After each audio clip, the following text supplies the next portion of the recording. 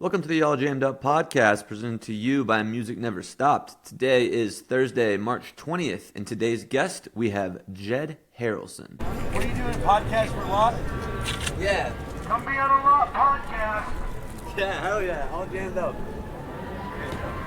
This dude's doing a podcast. If you want to be on some podcast, come give an interview. Hell yeah.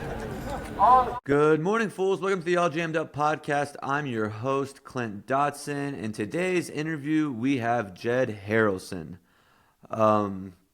Jed is a little bit different than I would say most of the interviews that I've done as far as music goes. They're not a jam band in the sense that they do long improv solos in between songs and the typical things you see in the jam band, but they're super like bluesy and soulful, and I think they're certainly a band that jams. They have a saxophone player that kills it. Jed crushes it on the guitar, and the bass player puts in some funky bass lines too. So I saw them the other day. I really enjoyed them. Jed was someone I've been following for a little while now, so I was excited to finally catch him live and interview him. I thought it was a fun interview, a little shorter than most of them just because we kind of we're on a bit of a time crunch, but it's a good interview. We have a good discussion. And then I got to see a show, and he's touring pretty much the whole country this year. He's got dates booked the whole year, so he's definitely on top of things. He's doing it all himself, so awesome guy, awesome interview. I think you're really going to enjoy it. But before we jump into the interview, I do just want to touch base on an Instagram giveaway that we're doing. So I'm pretty close to 1,000 followers.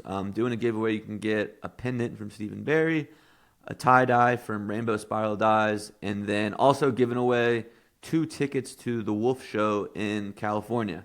I know there's not a ton of us in California here, but you can still win the shirt and the pendant, and maybe sell the tickets or miracle somebody. I don't know. Up to you.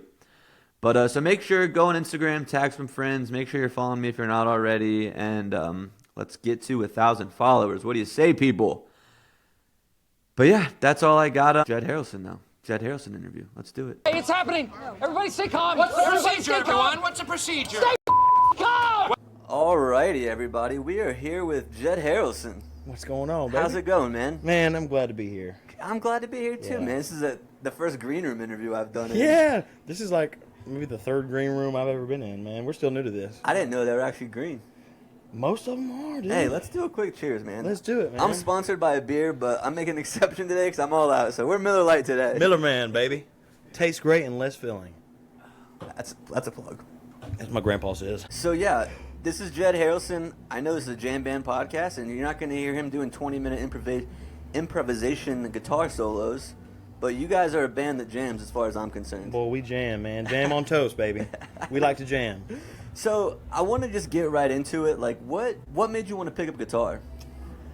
Man, I think for me, what drove me to even just picking up music in general was the way I noticed that it would affect people. I tell you, the earliest memory I have of like really loving music was, my grandpa plays guitar and sings at every family function, and I think what happened was he pulls that guitar out and everybody in the room is automatically connected to that right there, and it would shift a room in a matter of seconds. And I remember seeing that and saying, wow, I want to be the reason that people stop what they're doing to pay attention to this beautiful art being made right now, And it was just watching the way it made people change. What kind of, so you're from Arkansas, right? Right, yeah. So it's like, was it Southern rock, blues, bluegrass? Like, what was he playing that you were kind of like, this is it? Dude, good old country music, man. Yeah? Toby Keith, Tim McGraw? Dude, I'm talking about further back, Williams? Hank Sr., Okay.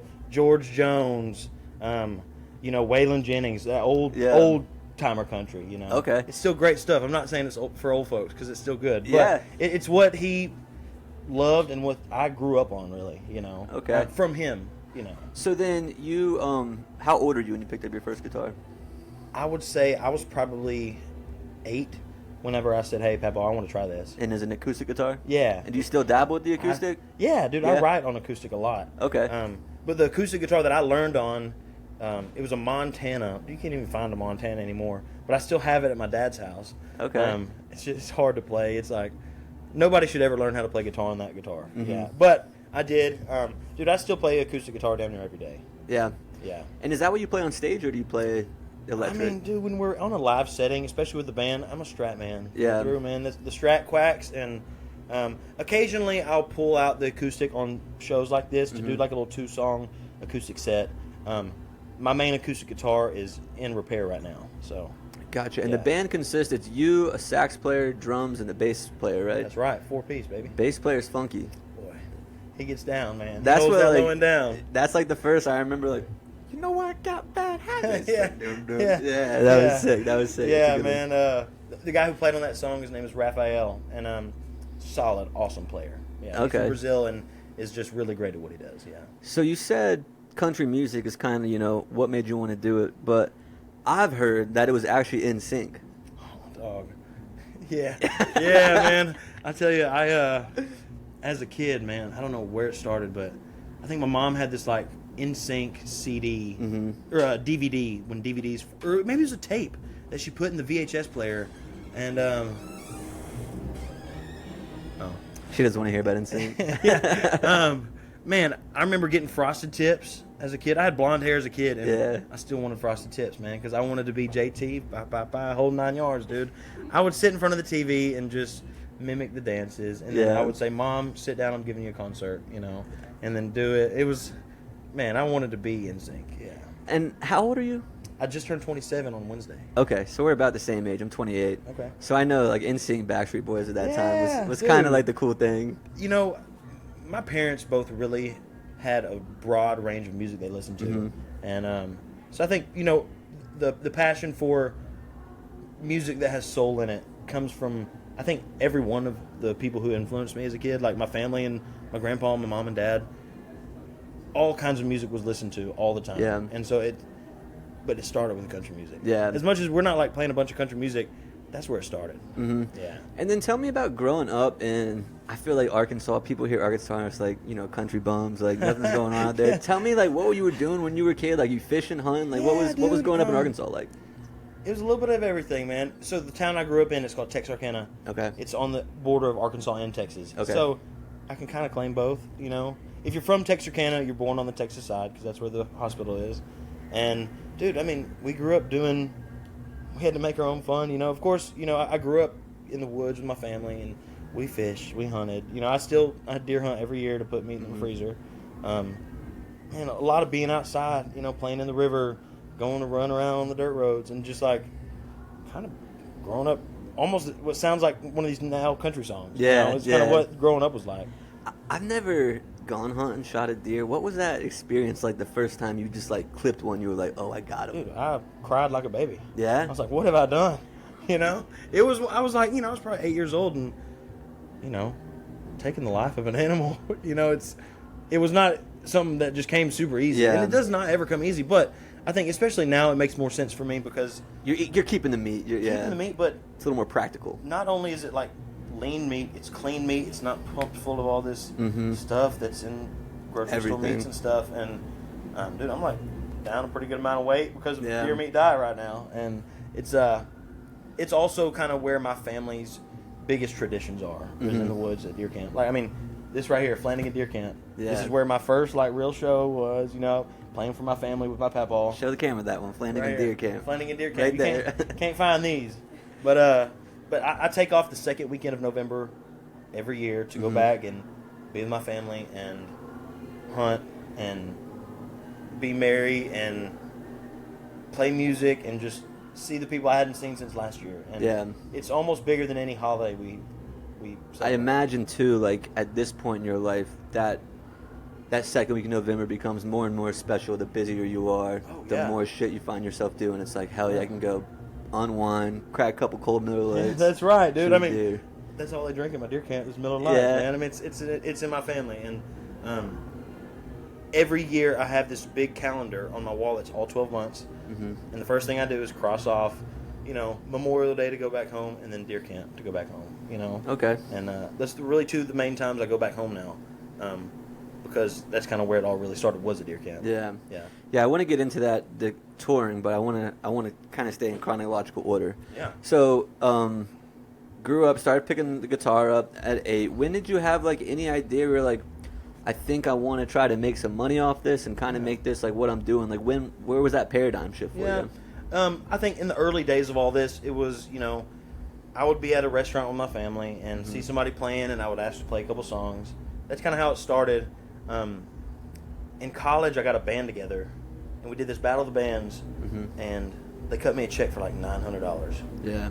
And College, you're the richest guy in the world. I was like, I'm about to drop out. I got a $900 check that I only get a quarter of, but I'm rich. Yeah. And it was one of those things that, it paid my rent that month because my rent was only $350, Those are the days. But that's where I knew I was like, I can make $1 doing this. And then from then on, we were gigging hard. Yeah. And haven't really stopped gigging hard since. Your music too, I bet in college, like frat parties, like outdoor parties, like it's kind of like SEC rock and roll. Yeah, dude. Yeah. I mean, where'd you go to college? University of Arkansas. Okay, so yeah, you were playing at like in the tailgates for games. Dude, we don't do it as much anymore, but I mean, we have maybe 2 this year. We're doing tailgates at these SEC schools, and they dig it. Yeah.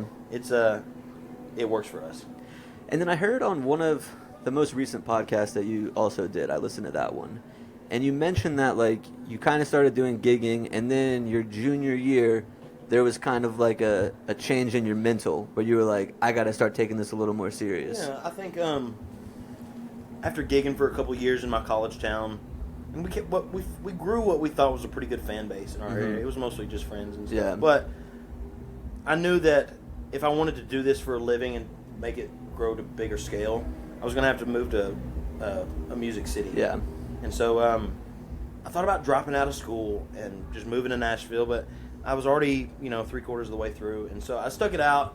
I had a pretty easy major too. So, What was your major?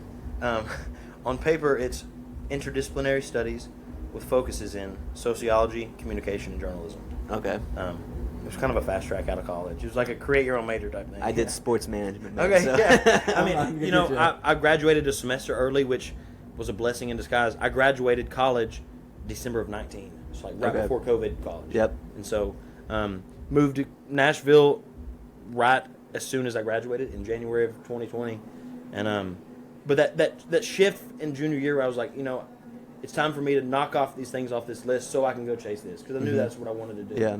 A part of me wanted to get the degree to feel like I had a plan B, but as soon as I moved, that was not an option. Yeah. So you're pretty like, this is the plan and the only plan. Yeah, dude, I've been making a living playing music since August of 2020. Hell yeah. We're coming on almost 5 years of doing that, which is crazy to say. Yeah. Can you talk a little bit more Yeah, into it? for There sure. we go. For 5 years, I've been making a living playing music, and that's not something I've ever thought I'd be able to say, but we're doing it. So tell me about, so when you were gigging in college, the guys you play with now are not the same guys? No, I was in a band. We were called Jed Harrelson, Lost in the Attic. Okay. I had a little attic studio that I lived in. It was cool. But no, we were all supposed to move to Nashville together, and nobody ended up actually making the move. And so I kind of had to start from scratch, which I think ended up being the best option. I met a lot of really nice guys and players in Nashville. So how'd you get the band now? Like, did you like see those guys at other shows? They come up to you? Like, how'd you guys form? It's a combination. It's some of them are friends of friends. Some of them I've seen play before. Like, it's in Nashville. There's so many musicians there, and it's everybody you play with is a friend of a friend that you met through a friend, and it's just kind of a big networking thing. Like the guy who are playing with me are in a band of their own. My bass player and drummer, they have their own band called Pump Action. Okay. And Jack on sax is in another band called the Pitch Pipes, and a part of a company called the Pitch Meeting, and is big into that company and stuff. And everybody else has their own projects, but it's because they have their own projects that they're getting in other projects, and so it's all intertwined, man. It's crazy. When did you, what made you the decision, because, have a sax player? Did you know that before, I need a horn in here, or, I think for me, in the early days of it, my lead guitar skills were not, and they're still not, I'm still working on them, but they weren't something I was super confident in, and I knew the horn was something that felt good in anything I've ever heard. And so I was like, you know what, let's add some color to it and put a sax in there. And that's kind of where it started, and I did that 7 years ago, and there's always been one since. Yeah. Now, is there a band name, or is it just Jed Harrelson? We're Jed Harrelson. The band kind of switches around, who's playing. I've got my main guys, and then, not everybody's able to make every show. I'm a songwriter at heart. Yeah. So we are Jed Harrelson and Company. Okay. Yeah. Gotcha. Everybody who plays on this project adds their own artistic flavor to this project. So you said you're a songwriter at heart. Tell me kind of what goes into that process for you. Man, the songwriting process is, I mean, I've been writing songs for 20 years now, and the songwriting process is not something I could even tell you about. Yeah. I wish I could put my finger on it, but it seems like every time I write, it happens in a different way. Inspiration comes from different weird times. It's not something that I can even like confidently talk about and say this is how it goes, because chances are next time I write, it won't be like that. Yeah. It's hard for me to really pinpoint it, to be honest. Do you find it more? It's like today, like this week, I'm gonna write a song. You sit down with your notebook, or just like I'm taking a shit, and it's like it came to me just like that. I'll jump out of the shower, have to write something down. I mean, it comes at weird times. I tell you, there's one common theme that there are times where it happens mostly when I'm by myself, that it just feels like I've got this instinct to get something out, and that's kind of my cue to pick up the guitar, and something ends up coming out of it. You know, it's not the most healthiest and efficient way to write, but I think that's kind of how it works for me right now. There's no right way to do it. There's no right way. Okay. Yeah, I think there are times that I wish I wrote more. I wish it happened more, and that just comes with practice and with repetition, and I'm working on that right now. Do you go, so like you write a song, and then do you go to the band, you're like, hey guys, I wrote these lyrics, I really like the theme of this song, but I need some help with the music. Can you guys kind of, and then has it become like collaborative on the sound it makes? I think the way it starts is, you know, I'll put the bones of a song together, music, or like we'll say chords and words. I'll say, hey, you know, bring this to the band, say, hey, I've got this, let's see what we can do with this.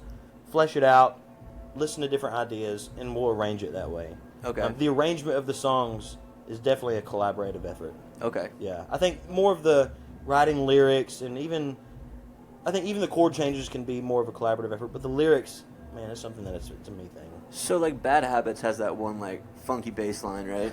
Yeah. Did you like say like I want to add that in, or was the bass player like, let me try this real quick? That's how it happened. Bass player Okay. said, hey, check this out. And dude, there's a funny story about Bad Habits. The way that song came about. Oh, let's hear it. Bad Habits was not a song that was written. We used to play a lot in downtown Nashville. I'm talking about we played 4 or 5 days a week. We would play these 4-hour sets with no break, right? Yeah. And so, yeah, it's awful. Nashville sucks in that point, you know. But, you know, 4 hours, no break. If you had to pee, what we did, I'd say, hey, I got to pee, y'all. Let's play the piss jam. The bass player would throw that bass down, and the band would jam for a couple minutes while I went to the bathroom. So you are a jam band. We would jam.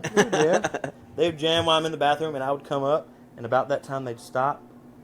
And, dude, it started out me just spitting bullshit in the mic, and it came out to Bad Habits. I ain't never gonna quit, you know? Yeah. And it turned into a song. We posted a video about it, and then Bad Habits was not a written song. It just kind of, it was a freestyled song over time that just kind of. Do you attribute that song to your, like, the blow up kind of? Because I feel like. I would say there's been a few different songs that have contributed to the growth that we've had, and that has definitely been a key factor in the growth. That song to me is like, it's like, as a listener, it's like I'm a fish and you're fishing. It's like, I like it, and then you hear that funky bass and it's like, I'm all in on it. Dude, I'm biting. Wait till you hear it tonight. It's one of the only few songs where you'll hear people really singing it. Yeah. You know? I'm sure Dim Glasses gets that kind of now too, So, right? it's getting there. People are starting to sing every song, but Bad Habits is one of those ones, it's undeniable. Yeah. Yeah. How's that feel for you, man? Like, going from just gigging locally to now, like... Well, dude, I mean, we have played to so many empty rooms over the years. Yeah. And it's finally, in the last, we'll say 9 months, people have started coming to shows. You know, we, for instance, last weekend we played in Kansas City.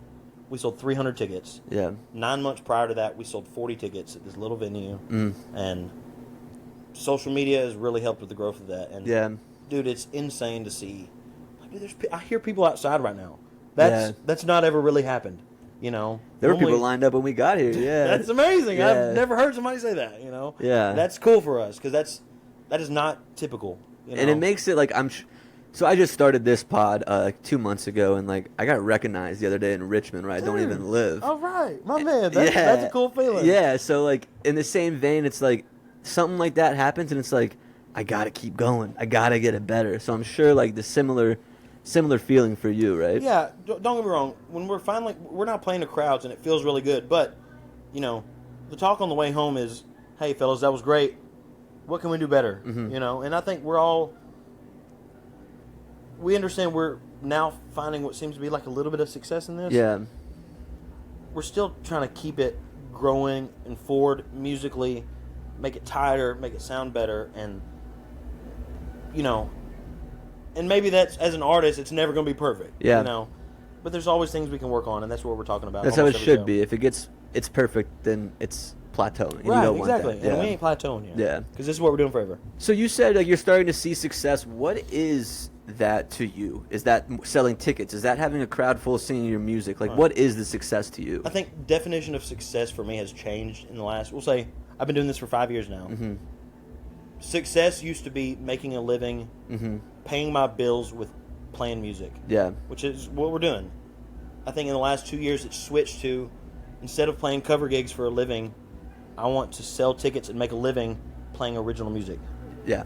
And we have full-blown transitioned into that now. Yeah. We have a weekly gig in Nashville in downtown on Wednesday nights. We're about to quit it. We've been playing it for 4 years now, and we're almost to where we're not having to worry about that anymore and focus on not playing 4-hour gigs with no break. Yeah. And, and building a fan base, and one by one, man, shaking hands, meeting, kissing babies, like Yeah. the whole 9 yards, man, one by one.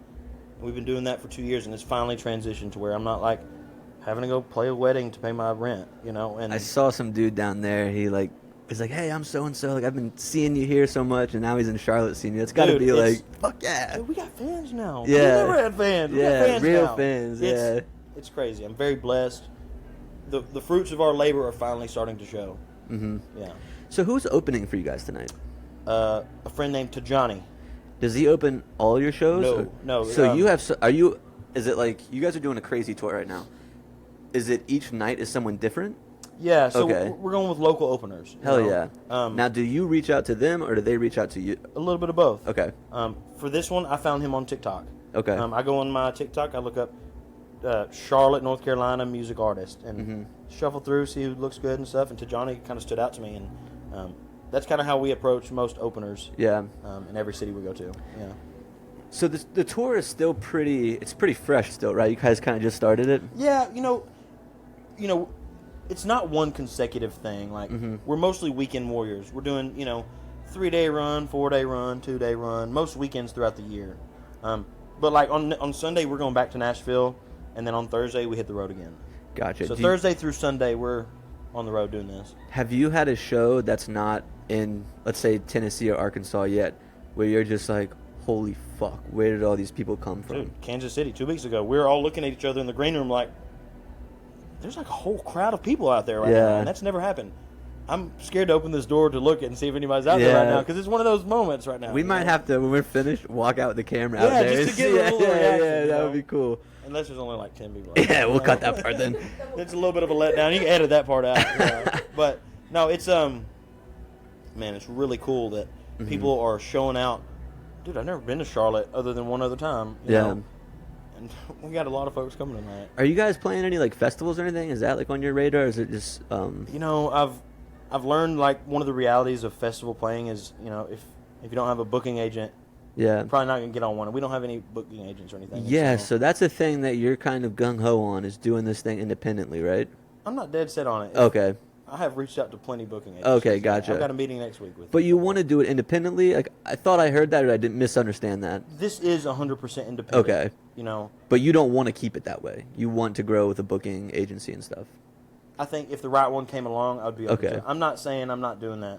I'm not looking Okay. for a record label. I'm not looking for a booking deal, because we're doing it without one right now. Yeah. If the one that will help us get to where we want to go in a better way, I'm open to the idea. But I'm not fishing for them anymore. Yeah. Cool. Good for you, Because man. we're seeing success without them, and I think that's kind of what the shift in the music industry is going Mm-hmm. towards, is more independent artists finding success. Okay. Social media is, Paramount. yeah, Yeah. and you can do it without a record label now.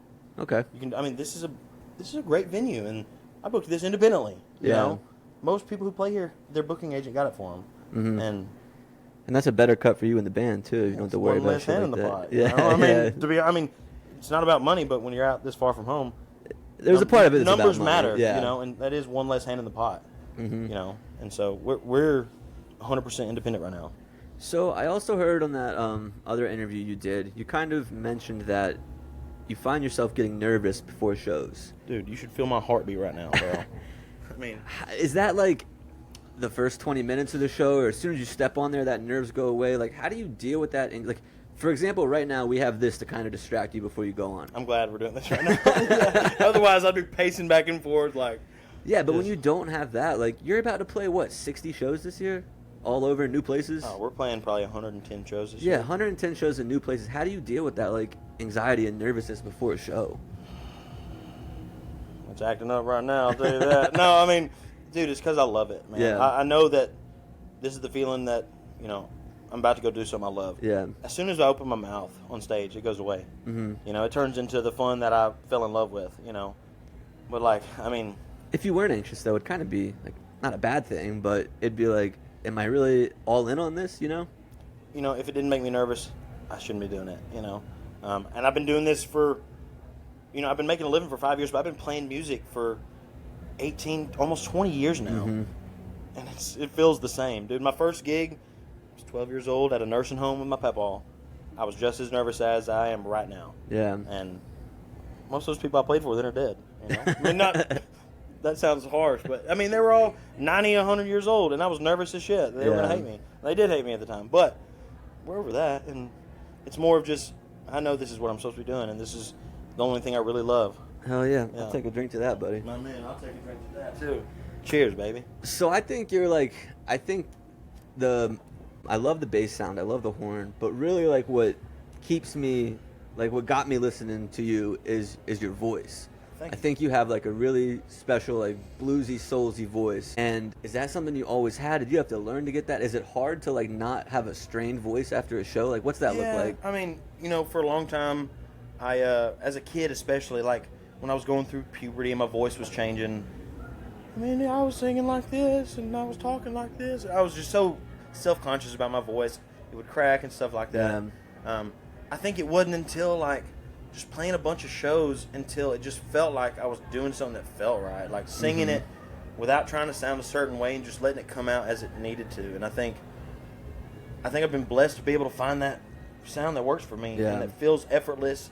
Now, I blew out my voice in June of 22. Maybe we played like 215 shows that year.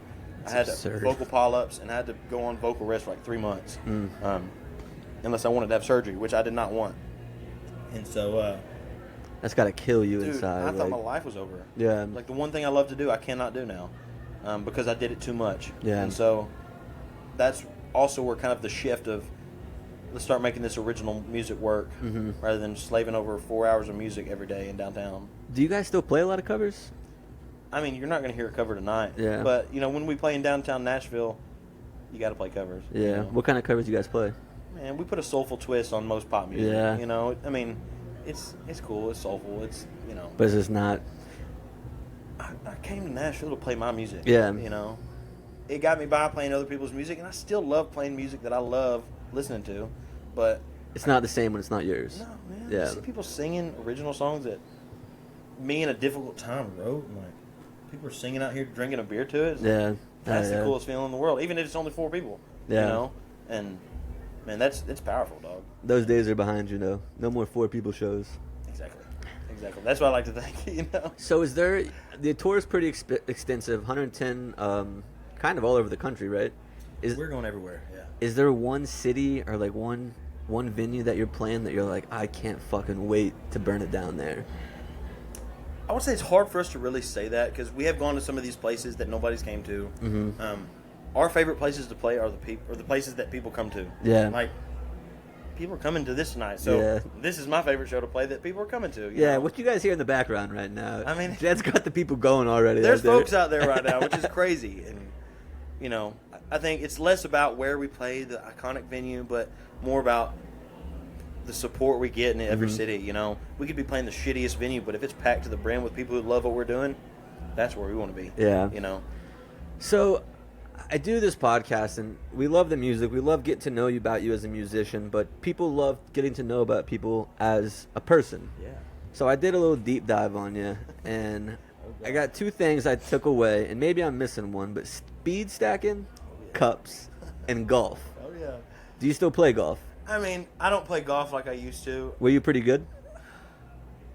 I was good at having a good time. Yeah. You know, I played growing up, and I played all 4 years of high school. Mm-hmm. I never was any good. Coach sent me to state because he liked me. Yeah. You know? Yeah. I think I shot like 110 at state championship. You know, I was never good, but I always had a lot of fun. I Yeah. think I had the most fun on anybody on the team. Do you still ever touch clubs or no? Yeah, dude. I got my old high school set of golf clubs sitting in my house. And I was gonna bring mine this weekend and hit a range, but well, and you know, in the industry I'm in, you know, the days to go golf are like Monday and Tuesday. Yeah. You know, because those are our off days. Mhm. And I golf about once a quarter. When I go back home, Yeah. I play with my family and stuff. next time you come to Asheville, hit me up. We're Play gonna get out some, there. hell yeah, man. Do a beer hole or something. Hell yeah, dude. That's what I'm saying. It's just fun to go out there. Yeah. And, I mean, you can play golf till you're dead, man. So tell me about the speed stacking, because that wasn't that long ago. Dude, so the speed stacks, the way that came about was, I think I was in like maybe 6th grade, and the way our gym class was like once a semester they would focus on one sport. Mm-hmm. They teach everybody that sport and they would master it. Yeah. And so for semester we did cup stacking, and I was like, Mom, I need my own cup stacks. I still got 3 set of cup stacks at the house. What is it? Isn't this the cup? Isn't it, or is it like regulation size? Dog, it ain't just a cup, man. It's there's rules to it and stuff. Each cup has holes in the bottom of it, so it like can stack on top of each other without like getting stuck. Yeah, with yeah, air, yeah. suction, stuff like that. But there's a few different ways to go about it, but the most universal one, and they call it the cycle. It's you try to make your best time on the cycle, which is 363, 66, 110, 1 in that order. And Do you still fuck around with it? fucking right, dog. My wife hates it, but we just moved, and she was like, "Are you sure you want to keep these cups?" And I was like, Don't touch my no, cups. don't you touch my cups, cups, woman. Yeah.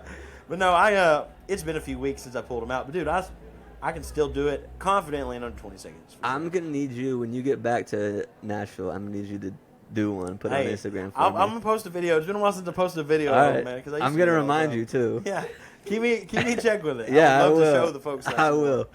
So last thing, I don't want to keep it too long. I know we gotta go. We gotta go down there soon. But we touched on it briefly. When I walked in, I checked out your merch. I thought it was super cool. And then you told me that you hand press all of them. Yeah. So do you do the art? Like, what is that whole process? So my brother-in-law is a tattoo artist. He does the art. Okay. I kind of give him an idea, and he's pretty good at Mm-hmm. nailing it pretty good. I built a silk screen press with a friend at home. Okay. With some wood from Home Depot. And I do the most basic form of DIY shirt pressing, single colors, silk screen. The shirts that are being sold, I printed them. What is today, Friday? I Yep. printed them on Wednesday. I mean, fresh, yeah. dog. I mean, We're gonna go buy one. After yeah, I this. mean, made with love. Some of them have a little blemish on it, but you know, the way it's, you want it. It's got character, man, and it's blood, sweat, and tears in it, bro. Yeah. The shirts, the koozies, the bags. Now the hats, I outsource the hats. I don't know how to stitch Okay. hats, but Can't do it all, man. can't do it Can't all. be a rock Can't do star it all. t-shirt, Sorry, cup stacker. sorry. You know, but the merch is made with love, man. Hell yeah. And it's a hobby outside of music that I enjoy doing. Not only because it makes me money, but it's kind of cool too. Yeah. You know, to print shirts. Look, I did that. Yeah. Yeah. It's kind of cool. You know. Cool, man. Well, we're coming up on our time. Is there anything you want to plug before we let you go? You know, spread love, be kind to folks, and support independent music because that's the wave coming, baby. Yeah. That was legitness. Yeah, it was. Huh? And we are back from that interview with Jed Harrelson. And now for your favorite part of the week. I would hope some of you think so. Motherfucking Chloe's Corner. Boo-boo-boo. Hello, everybody, and we have a bit of a longer one. I have a couple topics today planned out. This is going after the Jed interview, right? Yes. Yes. So a bit of a shorter interview because it was in a green room prepping for his show. So I'm here to fill the space. I want to start with talking about our weekend. Good one. Had a fun weekend. Yeah, we had an amazing weekend. So Friday we went to Charlotte. Yep. And we saw Jed Harrelson. That dude, so Clint found him on Instagram. Probably like over a year ago. And just like became obsessed. And I had like heard his songs through Clint playing them, like scrolling through his Instagram page and everything. But never really listened to one of them. That was sick. Yeah. His show was, we haven't been to a show like that where it's like not jam based and not bluegrass based in a pretty long time. It was like an hour. It was kind of awesome. Yeah, yeah. And it was just, he has this, like, he's got an incredible style. Yeah. He has something so unique, I think. I don't know how this will be received. I already know what you're going to say, I think. I personally think he's kind of like a Southern John Mayer. Oh, okay. I didn't think you were going to say that. Oh, what do you think I was going to say? I'll tell you after. Oh, no.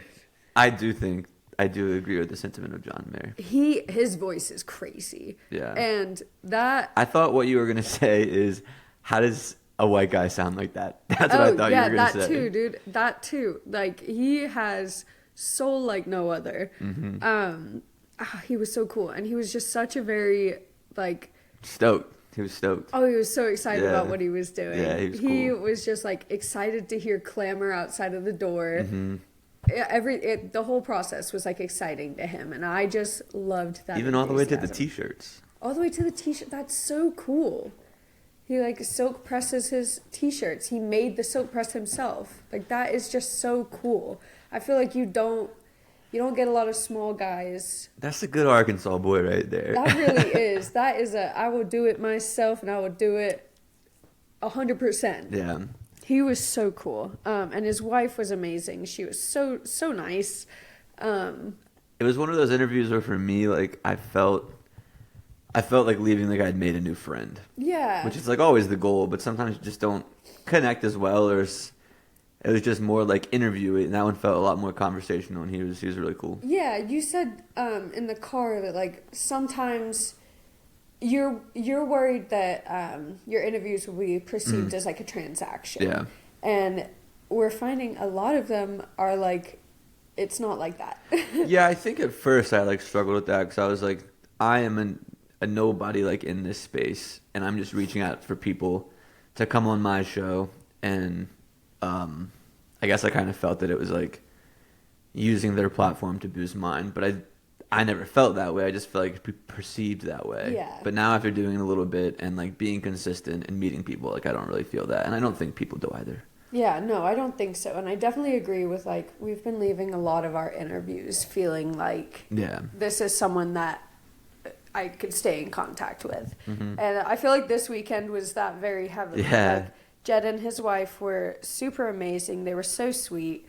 And then Sugar Leg, we roll around to Saturday and we interview Sugar Leg, Nathan, and he was just another, like, incredible hidden gem. He texted me before the show, after the show, and the next morning, just like, hope you enjoyed it, just man. like, hope you had a good time. Like, so great talking to you.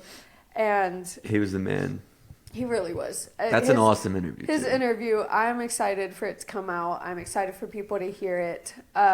You can tell that at first, like, he's a little bit timid, and then his shell breaks. Yeah, he got laughing a few times. He did, it was good. and it was so nice to see. And it's like, it feels good when we can give people, like, a comfortable space. And I feel like we kind of did that, and that was really nice. Yeah, he was a man. I do have a request for Sugar Leg and for the boys of Daniel Donato. There is, I wonder if I'm gonna spoil a little piece. There was one part where he was like, oh, Billy mentioned sucking the tea to the dead. Mm-hmm. And then we went back and realized it's been a little while since they've played Fire on the Mountain. They play other Dead songs, though. I might also get a little bit of hate for this, but that is my favorite rendition of Fire in the Mountain, is Daniel Donato's version. That's a fair point. It's fun, yeah. I think it is so fun. So my request is just that you suck the teat a little bit longer. Just get back on that teat for me for just a second. I want to hear it one more time live. They'll definitely play it at Dark Star Jubilee, I feel like. Oh, I forgot that we're going there. Yeah, and that's going to be, I would imagine that would be like probably the closest you'll get to all their Dead songs. Oh, that'll be so fun. Yeah, they are so good to see. They are, yeah. That was our second time seeing them. The first time was in Jacksonville, and Eggy opened for them, and we kind of we were shocked by Eggy that it kind of overshadowed Daniel Donato a bit. but this was like we finally got to focus in. Didn't somebody from Eggy play with Daniel Donato that show too? Yes, I Jake? think Jake did. Yeah. I think he's like the main guitarist, Yeah. lead guitarist, which was sick. I do remember Yeah, that. I forgot about that till right now. Yeah, I think I was deleting my photos on my phone today, and I got to there, and I did realize that they played with Jake from Eggy, Okay. and that was sick. I deleted 6,000 photos and videos. That's crazy that you have that much to begin with. How I've- much do you have left now? Like 4,000? I freed up 30. What one's bigger? Gigabytes, yeah. I freed up 30 gigabytes of storage. I now have 2,944. I didn't finish Okay. the task. I stopped because That's still progress. It's like spring cleaning. time consuming. But I did a good job. I feel like I go through my photos and delete them whenever I'm on an airplane. That's You like do. when I clean up my photos. Yeah, that is. You do that every single time. You scroll to the top and you go through and you delete. Yeah. You've done that every single plane ride that we've been on. It's just like, you don't have service. I can't stay. You can't play Plague forever. Yeah, I can't play Plague forever or backgammon. So then I just Nerd. clean up my folders, and that's why I don't have 30 gigabytes of pictures though. I'm a hoarder, I think. I would I say. was like going back through and there's photos of like my parents' dog when it was a puppy, and that was 10 years ago. So I got some old ones. I think my oldest one's like 2012 or 2013. But yours are like photos with friends. Mm-hmm. This was just 42 photos in a row of the same puppy in the same position. I just chugged my water and I just heard it on the headset. Like, It's a good thing you didn't bring the root beers down here. yeah, I've been burping like I always do. Your burps get so bad sometimes. I've gotten better at, backing away. It's just so funny. You'll sit there and you'll go like, Oh, Ethan Like 4 from times. the Snozzberries was doing it too. yeah, Yeah. you guys are just like continuously back and forth. So it's been about a week, but Charley Crockett did release his new album, Lonesome Drifter. We listened through it. I think it's really great. I thought it was super interesting that he cut Amarillo by Morning on there. And then he kind of put this long message out, and it was a bit cryptic. I don't know why. It was like kind of gave me an aneurysm to read. I had to read it like 4 times. I over. saw how many words it was and I was like, good for him. It's Or like- sorry that happened. Yeah, it's like that big. But I think it's a really pretty cover, and he's basically just like, I have respect for the people that wrote it. I'm gonna put it on my album, which I love. Do it. Didn't he release or like say he was going to release another album too? Yeah, so That's crazy. Well, he's not going to release it. He But has it already? This is why I say that this man is the king. He releases an album. He's got another album just on the back burner, waiting for this one to pass, and he's touring. Like, he doesn't stop. How does he have so much? How can he think of so many different words and how to put them into so many different That's just tunes? a different adjective in front of the word cowboy. Yeah, $10 Cowboy, Lonesome Drifter. It's all the same. Yeah. But yeah, so he's like got it loaded up. He recorded a lot of it in, it sounds like a previous studio, and now there's like a new studio. I don't know. But I read through that long message of his, and he says that he feels like he's finally making music that is 100% him, from like the last Man from Waco and then Lonesome Drifter, those two albums specifically. He was like, these are the ones that these are my message. Like, this is what I want to put out. And it's super cowboy ballady, both of those albums. Which one was Not Afraid on? That is... That's kinda older, Not right? Afraid. I think that's on his In the Night album. It's either the yellow one Oh, it is or- the yellow one. It is yeah, the yellow then one. it's In the Night. That one's got a few bangers. I like that I one. like In the Night, and I like his Lonesome Drifter album. I think Not Lonesome, his Lonely Like a Shadow or something. In the Night, I think, was the first song I heard by him. Lonesome as a In Shadow. the Night. In the Night is the sick. Night. The first one I heard was Jamestown Ferry, which he I put like that a one. new one on Lonesome Drifter. He re-recorded it. See, that's why I can do so many albums. He's just doing the same songs again on new albums. Just repeating them. But with that one, he was like, this song has evolved so much. He said that he wasn't happy with the original release. He was like, I kind of just put it out there because I needed like a a 10th song, you know? Yeah. So it's evolved over the years, and he's re-released it as his, like, this is the version that I love, which I think is cool. I think it's fun to watch songs evolve. But that was my first song I heard of his, and then Trinity River. I don't think I know that one. That one is, like... Not off the top of my head, at least. It's on one of his older albums, but every time I listen to that one, it gives me chills. His, like, old stuff, that stuff is, like, that gets me emotional. I get the chills on most of those songs. Yeah, I knew you really liked him, but I didn't. I like him. I don't think I like him as much as you do, but I do. No, like him. I don't think you do, and that's okay. Yeah. I'm pretty well versed in his music. I just think he's unique, and I like that. He also said something also cryptic. People gotta stop doing this because I'm not that smart. But he said the committee will get between you and your guitar mighty quick if you take your eyes off them. I was like, oh, there's drama going on. I don't know. I think that's why he was like, people were trying to control his music for a long time, and these are the first albums where he's like, no one else has a say. Did he like get off of his record label or something? I don't think it was I don't know, or like an agent. I like to think you're just making all of this up, and it's just all. I'm creating yeah, Charley you're just Crockett creating lore. lore. In 3 years' time, we interview him, and he's like, "Yeah, no, none of that's true." It's like I actually listened to that. That would be cool. Hey, Charlie, come on the pod. Charlie, come on. And then we finished our weekend yesterday, Monday. Oh, not yesterday, Monday. With our dear friend Steven's birthday party. Yes. And we had such an absolutely lovely little That shindig. was, yeah. It was a potluck. Everyone brought their instruments. Some of the people from, like, Alex Bazemore was there. We had Ethan, who was on the Lot podcast, was there.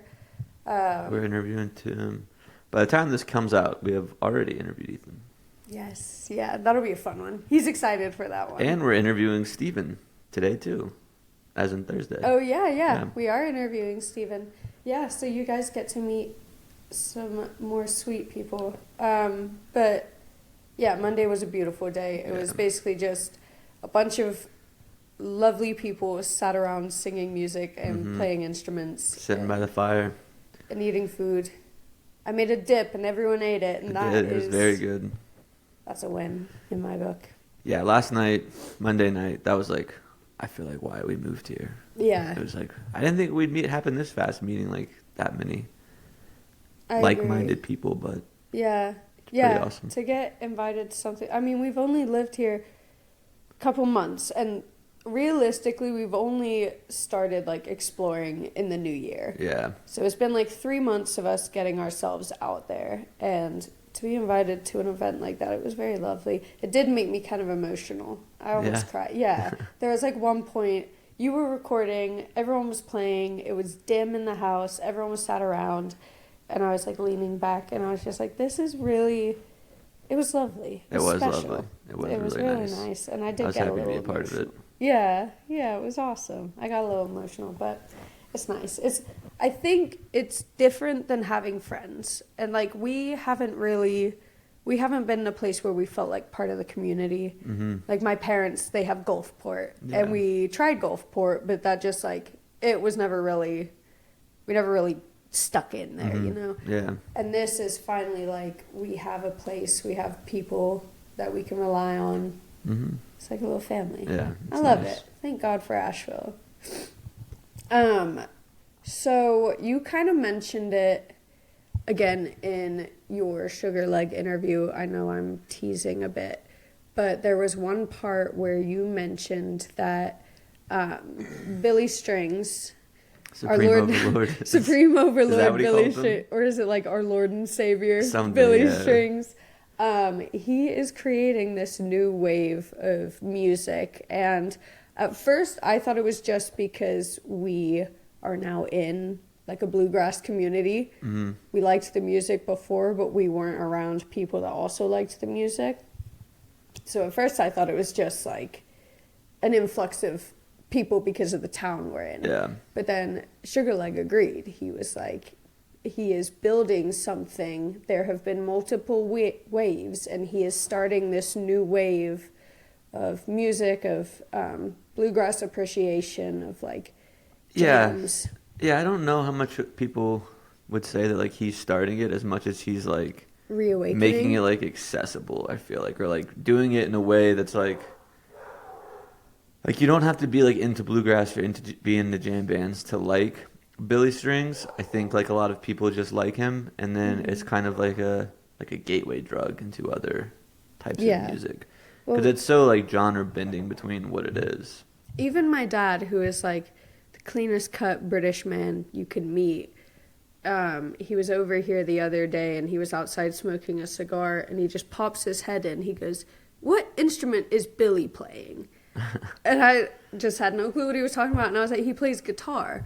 And he turns his phone to me, and he's got one of his live shows up. He's like, "They're really good," and then just closes the door, goes back to his cigar, like continues to watch it on his phone. That's funny, he didn't even know which one it was. Yeah, I know. He's like, "Which one is Billy?" Which one is the Mr. guitar. Springs? He's like, "They're really good." And my dad used to play like violin for years, and like he said like they play in a way that is so unique and so like intense. Yeah, I think you see it too with like Mountain Grass Unit and like Pickety Split, those kids, those guys. But these dudes are like Cooper from Pickety Split is like 18. Mm-hmm. D-Law and Luke are like what, 21 and 22. Yeah. Like those are like super young dudes that I'm sure if you asked them, Billy Strings would be like number one, if not one, on their like. Oh yeah. Who are we trying to be? I think you when you interviewed Mountain Grass, they said that. Yeah, they were all like, yeah, that'd be crazy. Yeah. Yeah. I'm excited for all these young musicians getting into things. There's a lot of good ones. It's so exciting to see. Speaking of, I want to shout out Alex Bazemore and his band Sons of Stars. I know it's not soon, but their like releases, they're on a heater at the moment. In June, they have Toe Down with Red Clay Revival, Danger Muffin, and Empire Strikes Brass. Mm-hmm. I think that's pretty sick. I think that's like all Asheville people in that, isn't it? Or like Western North Carolina. I don't know about Danger Muffin. I don't know anything about them, but I know that they're a bit of a bigger name. And then in July 12th, they're opening for Sam Bush Band. Yeah, that's fire. That's fucking sick. That is so exciting to see. I mean, yeah, they're sick. And Jackson on the bass is super fun. Incredible. So good to watch. The banjo player, whose name is... It's like Josh, Jack. Isn't it like a J? No. I don't know. I can't remember what it is, but I put up a story the other day, and D-Law was like, "Yo, shouts out my boy in the band." I guess they know each other. Oh, nice. Yeah. That's awesome. I can't remember his name, though. I thought it began with a J. I'm really terrible with names. There's Johnny on the mandolin, Jackson, Alex. That's who I was thinking. I was thinking Johnny on the mandolin. I can't remember. No, yeah, the banjo guy was wearing the sleeveless shirt. Yeah, the sleeveless tie-dye. Muscle Tanks. I don't know. We'll learn them all one day.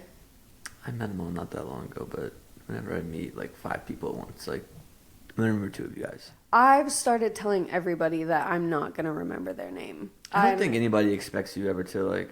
I mean, everybody knows it's hard to remember names. It takes me a couple times. If someone got mad at me for not remembering their name, I'd be like, I don't want to know your name. Yeah, kick rocks, calm your ego.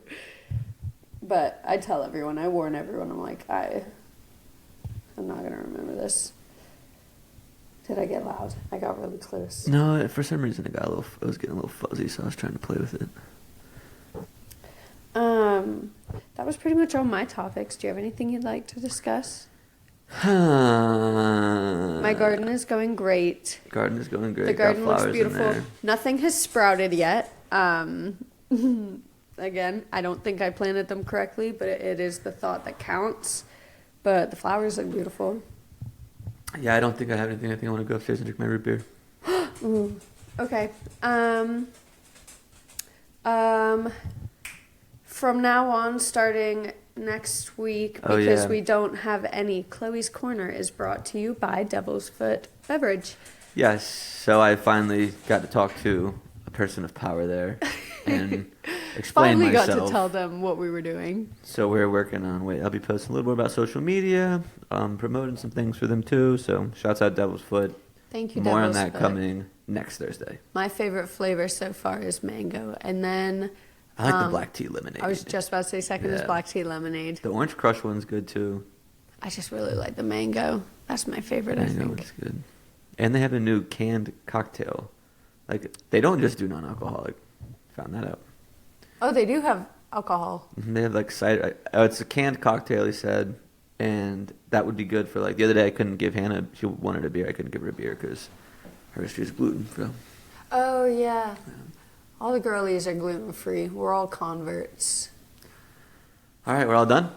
I think so. Thank you, everybody. All right, guys. You guys have a great weekend. Sugar Light coming Monday, and remember wherever you are Talk right now. about is the exactly world and where how you're the world is turned so slow. Oh, oh. Day and night I found cars they drive and planes they fly. I look into the sun and the sky, you're so bright. It's you that I have found. Oh, and I know there's not much longer now. Or if the world would just slow down.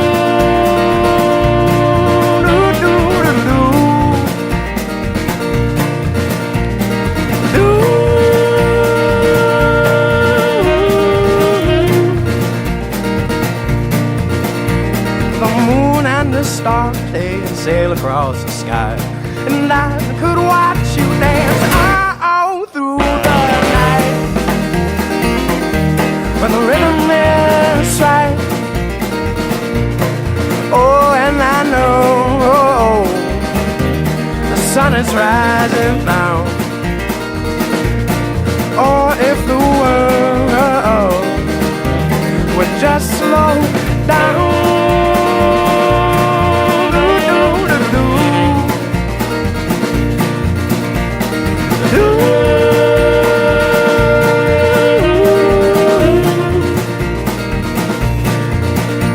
So you move with me and I'll move with you, and I could spend the rest of my life by your side.